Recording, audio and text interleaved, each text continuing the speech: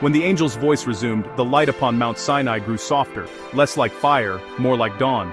Moses, he said, after the sons of Noah divided the lands, the generations of men multiplied again. And though the rainbow still shone in the clouds, the hearts of men turned once more toward pride. They forgot the covenant and built kingdoms for themselves. In the land of Shinar, the people said, "Come, let us build a city, and a tower whose top will reach the heavens. Let us make a name for ourselves, lest we be scattered." But the Lord saw their unity turn toward arrogance, their language used for rebellion, and their labor for vanity. He confounded their speech, so that they no longer understood one another. Then he scattered them across the face of the earth, and the tower, which they called Babel, stood unfinished, a monument to human pride. Among the scattered families, one line alone preserved the whisper of righteousness, the house of Aber from which the Hebrews would come. Generations passed until a man named Abram, son of Terah, was born in the land of Ur. From his youth he wondered about the heavens, the sun, and the stars. "Who made these?" he asked, "and who set them in their courses?" His father Terah was a maker of idols, selling false gods to his people. But Abram, filled with the spirit of truth, mocked them. One day he broke his father's idols and cried, "You are no gods, you have eyes but you see not, ears but you hear not. There is one alone, the creator of all." The people were enraged, and Terah, fearing them, delivered his son to King Nimrod. But by the providence of heaven, Abram was spared. The angel of the presence smiled as he told it. The Most High chose him, a man alone in a world of deceit, to restore the covenant of creation. The Lord said to Abram, "Leave your country and your father's house, and go to a land that I will show you. I will bless you and make your name great, and through you all nations of the earth shall be blessed."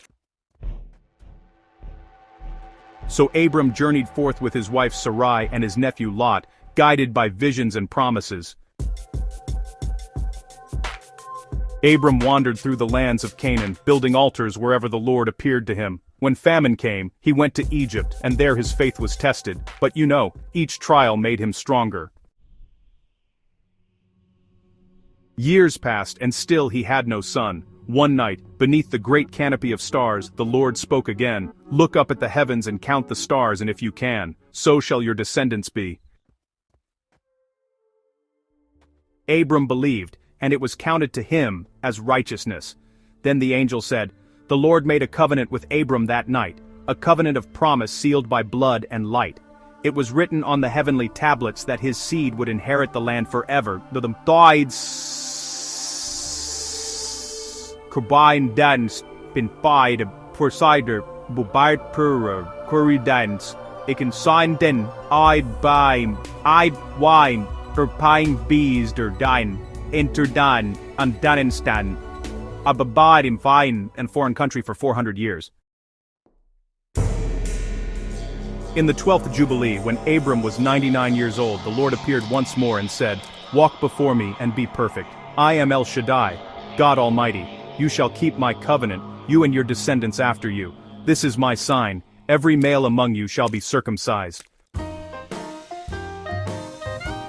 And Abram obeyed without hesitation. He circumcised himself, his household, and all who were with him, establishing the mark of holiness in flesh, a sign that his descendants were bound forever to the covenant of God. From that day, his name was changed to Abraham, meaning father of many nations, and Sarai became Sarah, princess of the covenant. Soon the angelic messengers visited Abraham at the oaks of Mamre. They told him, "Your wife Sarah shall bear a son." She laughed in her heart, for she was old, but the angel said, "Is anything too hard for the Lord?" And, in due time, the promised child was born. Abraham named him Isaac, meaning laughter, for joy and wonder filled the tents of his house. When the child was weaned, Abraham made a great feast, but Ishmael, the son of Hagar, mocked. At Sarah's word and by God's will, Ishmael was sent away, for the covenant would rest upon Isaac, the child of promise. Then came the greatest test of all.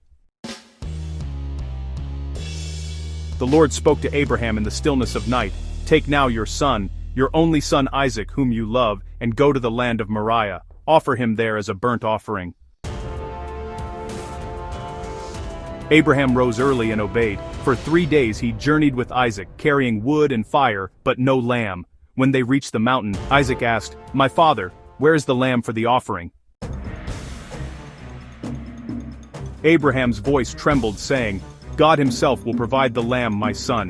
He bound Isaac upon the altar and raised the knife, and then the angel of the Lord called from heaven, "Abraham, Abraham, do not lay your hand upon the child, for now I know that you fear God."